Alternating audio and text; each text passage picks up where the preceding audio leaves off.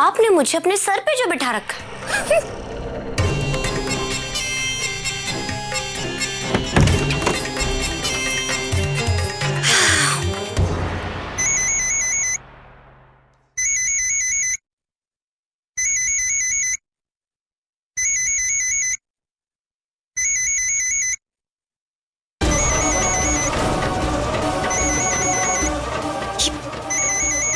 चड्डा तो मेरे हाथ धो के पीछे पड़ गया।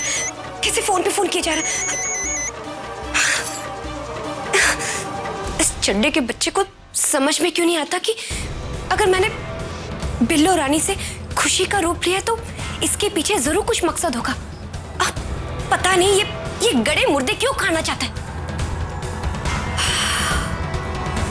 नहीं चड्डा, ये बात ध्यान से समझ लेना। मैं अपने मकसद के लिए अपने अतीत को रास्ते का पत्थर नहीं बनने दूंगी। जब तक खुशी का काम पूरा नहीं हो जाता, बिल्लो रानी को गुमनाम रहना होगा।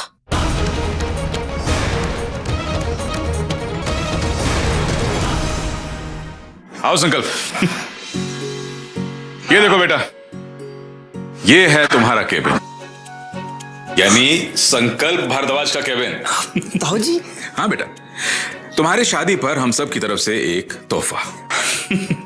सोच कर रहे हो? आओ बैठो। पापा। अरे बैठो बैठो बैठो बैठो। शाबाश।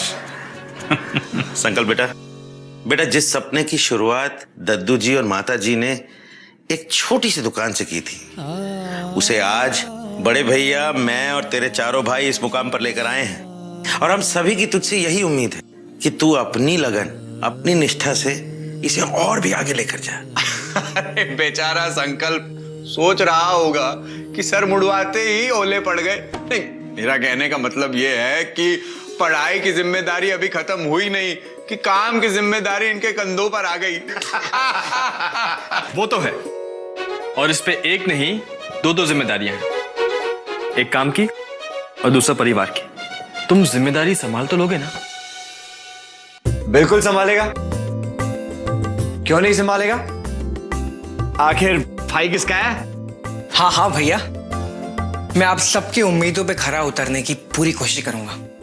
I promise. गुड, बस शाबाश। अच्छा भैया, मेरी बात ध्यान से सुनो। ऐसा है कि संकल्प की शादी में दिन बहुत कम रह गए, लेकिन हम सब लोगों के पास काम बहुत है करने वाला। सुरेंद्र भाई। जी भैया।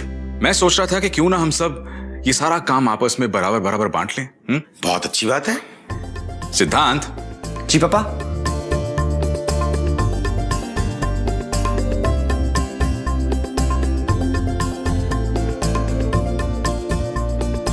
समझिए पापा के हो गया बस। अरे एक मिनट ताऊ जी, आपने मुझे कोई जिम्मेदारी दी ही नहीं। अरे मेरे दूल्हे राजा, शादी तेरी है, ऐश कर।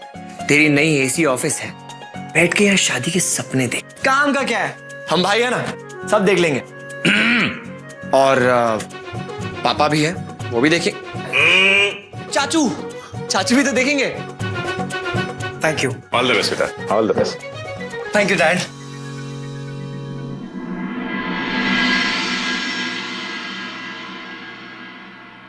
परी, पहले तो करुणा चाची ने खुद ही अपनी आवाज कभी नहीं सुनी होगी, लेकिन जब से ये खुशी आई है ना, तब से तो मानो करुणा चाची का रूप और रंग दोनों ही बदल चुका है।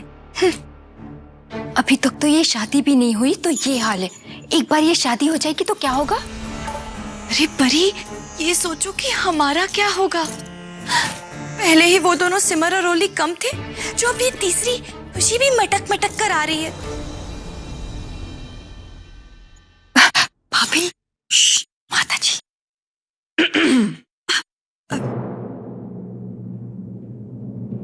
उमा, क्या बातचीत हो रही है?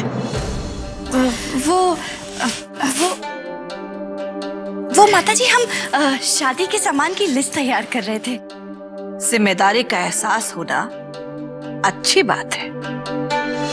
कैसी है सरला आंटी जी की तबीयत?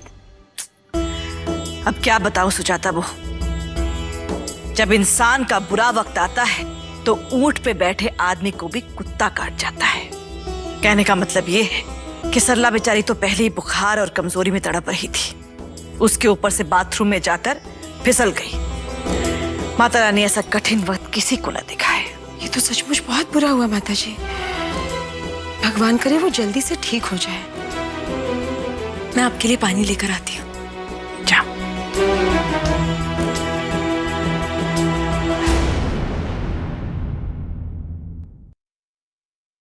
जी, निर्मला देवी जी यहीं रहती हैं क्या?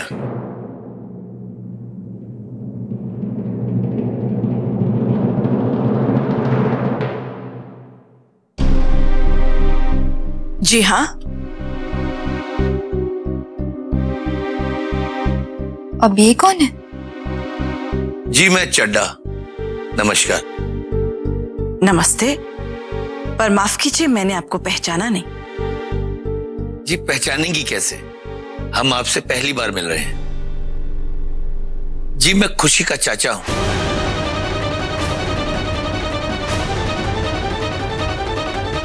चाचा? खुशी की शादी की खबर सुनी तो उससे मिलने चला आया। पर खुशी ने तो हम सबको ये बताया था कि वो अनाथ है, उसका इस दुनिया में कोई नहीं। तो फिर आप? जी जी जी खुशी ने बिल्कुल ठीक कहा था, वो अनाथ ही है। मैं तो उसके दूर के रिश्ते में चाचा लगता हूं। आप खड़े क्यों हैं? आई। जी जी बैठिए, आप बैठिए। हाँ।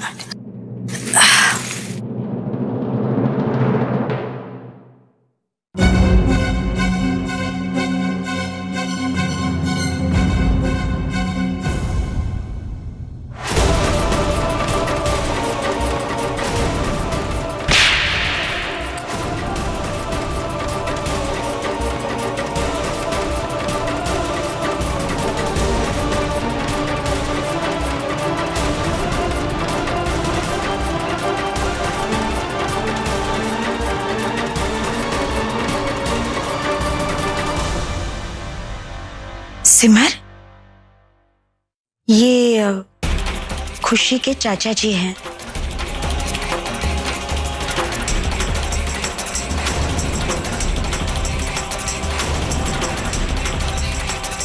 और ये मेरी बहू सिमर।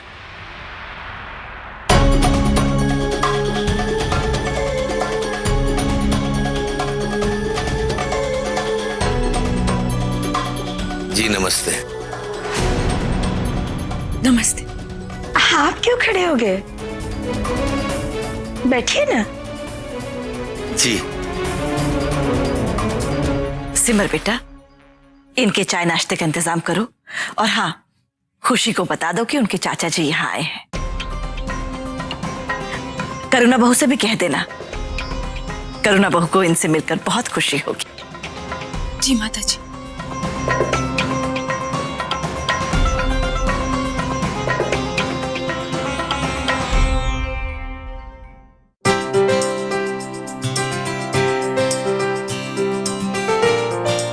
संकल जी, ये देखिए माँ जी हमारे लिए कितनी सारी साड़ियाँ लाई है।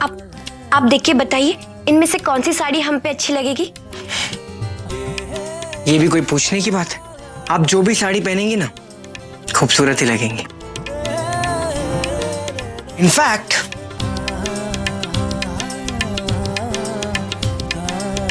इन साड़ियों की खूबसूरती आपके पहनने से और बढ़ जाएगी।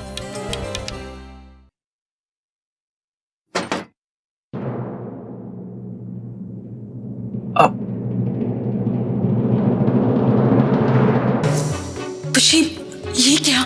तुमने मुझे कुछ नहीं बताया और अनजाने में मुझसे इतनी बड़ी गलती हो गई। दीदी, हमने आपको क्या नहीं बताया और आपसे क्या गलती हो गई?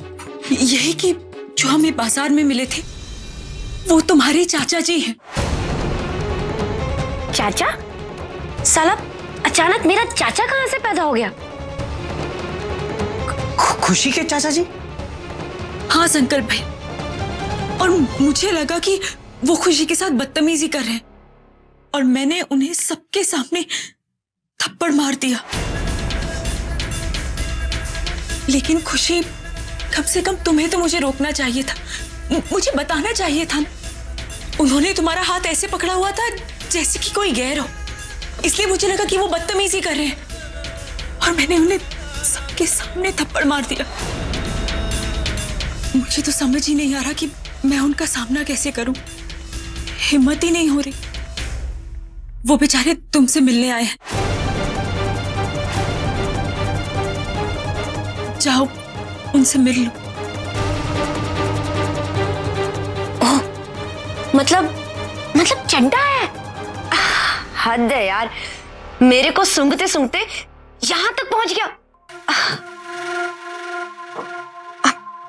अच्छा चाचा जी। हाँ दीदी, हम आपको ये बात मार्केट में ये बताने वाले थे कि वो हमारे चाचा जी, लेकिन जब तक हम आपको ये बात बताते उससे पहले आप उन्हें थप्पड़ मार चुकी थी,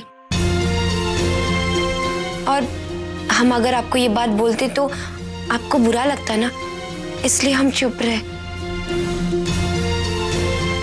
हाँ, गलती मेरी ही है।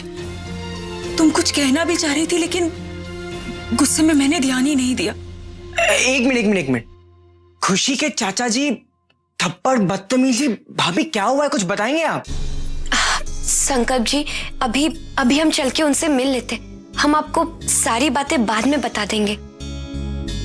हाँ खुशी, जो हुआ सो हुआ, लेकिन अभी मुझे उनसे माफी मांगनी चाहिए। दीदी आप जाने दीजिए ना। हाँ हम चलते हैं। नहीं खुशी, जब तक मैं उनसे माफी नहीं मांग लेती मुझे चैन नहीं मिलेगा।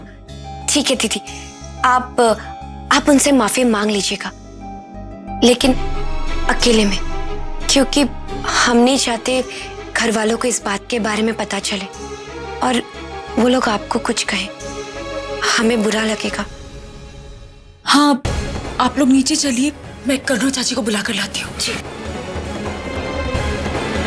निर्मला जी, मैं तो खुशी को बचपन से जानता हूँ, बहुत ही समझदार और हुनरमंद लड़की है। आश्रम में तो सभी उसके दीवाने हैं।